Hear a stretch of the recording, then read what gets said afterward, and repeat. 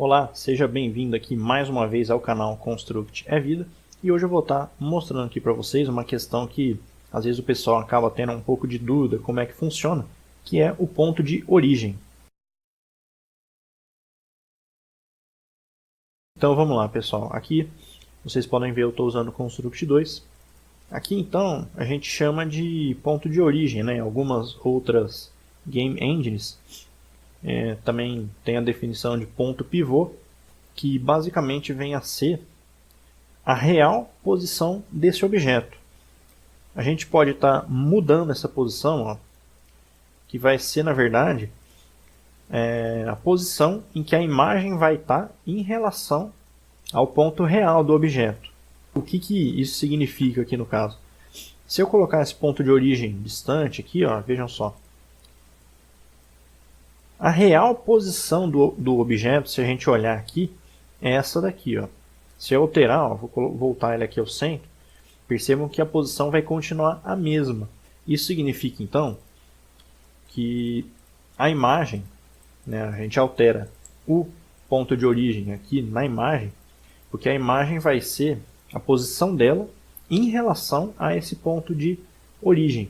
E o que isso influencia?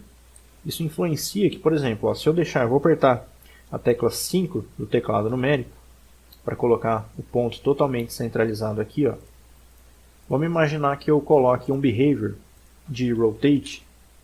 Se eu executar aqui, ó, percebam que o objeto vai estar rotacionando em volta dele mesmo, né, em torno do seu próprio eixo. Agora, se eu trocar aqui, ó, colocar esse ponto de origem aqui fora, por exemplo, ó, vejam o que acontece. Ele vai rotacionar ao redor daquele ponto de origem que nós definimos lá fora da imagem. Outra observação aqui também, ó, eu posso estar definindo aqui algumas posições que já vêm pré-definidas pelo Construct. Por exemplo, a totalmente centralizada é o middle. Se eu quiser ao topo, eu posso marcar aqui.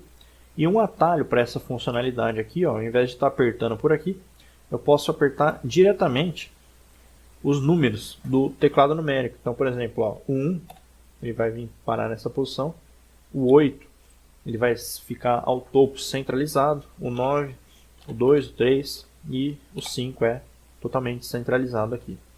Aqui percebam que eu estou utilizando o objeto do tipo sprite, mas vejam que outros tipos de objetos, por exemplo, o texto, ele também vai ter o seu ponto de origem. Aqui no caso vai estar representado pela propriedade hotspot. Aqui eu já coloquei ela como central, mas por padrão, ó, ela vem aqui no top left. Percebam aqui, ó, o que muda quando eu altero. A posição ali do objeto ela vai continuar a mesma. O que só vai estar alterando, no caso, então, é o texto em relação a esse ponto. O mesmo também a gente observa no tile background. Ó. Aqui o hotspot dele é abaixo, né? Aqui quase encostado na sua base. Eu posso estar colocando centralizado, ao topo à esquerda, né, que inclusive é o padrão. Isso vai estar variando. E por fim, aí uma outra observação, apenas quanto a sprite, que a gente pode estar colocando pontos adicionais. Então, por exemplo, ó, além do ponto de origem, eu posso estar colocando um image point adicional. Posso estar colocando a posição dele aqui, ó, apertando a tecla 6 do teclado numérico à direita.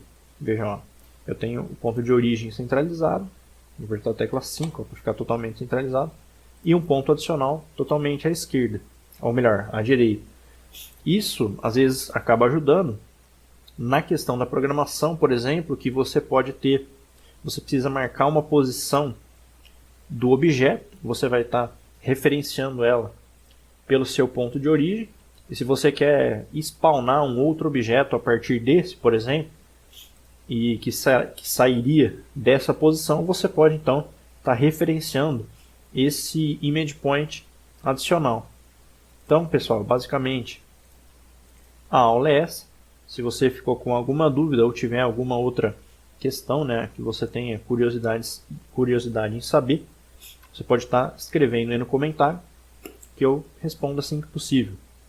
Peço que você também deixe o like aí no vídeo e se inscreva no canal. Eu fico por aqui então e até uma próxima vez.